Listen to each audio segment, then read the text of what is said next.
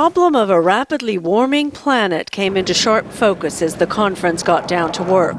The UN Weather Agency reported that this decade is likely to be the warmest on record, and 2009 the fifth warmest single year since 1850.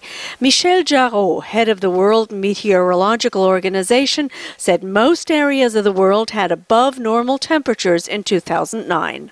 In large part of Southern Asia, Central Africa, these regions are likely to have the warmest year on record. Most scientists say the warming trend is mainly caused by human activities such as driving cars, using fossil fuels, and cutting down forests. The goal of the conference is to come up with solutions to cut greenhouse gas emissions, promote eco-friendly technologies, but also promote economic growth and help less developed nations adapt to these new conditions.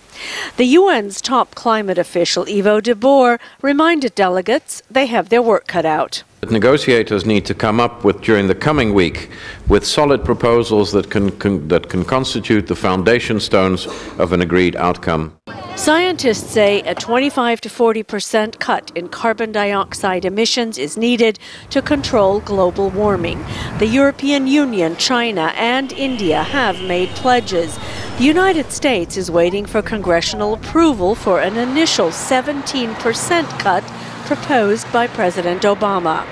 The UN's de Boer says discussion continues. What I have heard representatives of both Europe and the United States say is that the target that China has tabled can be improved upon.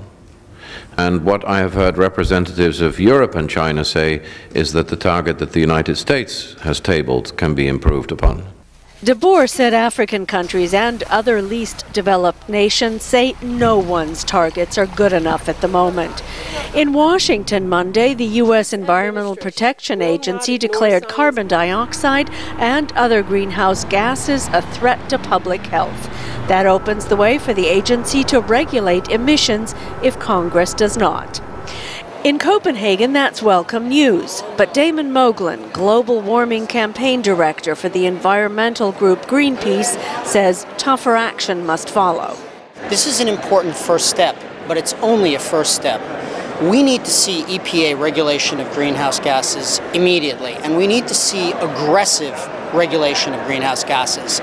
Moglen says the U.S. needs to put higher emissions cut proposals on the table. And he says President Obama needs to take a clear lead on climate change when he attends the summit here at the end of next week. Sonja, VOA News, Copenhagen.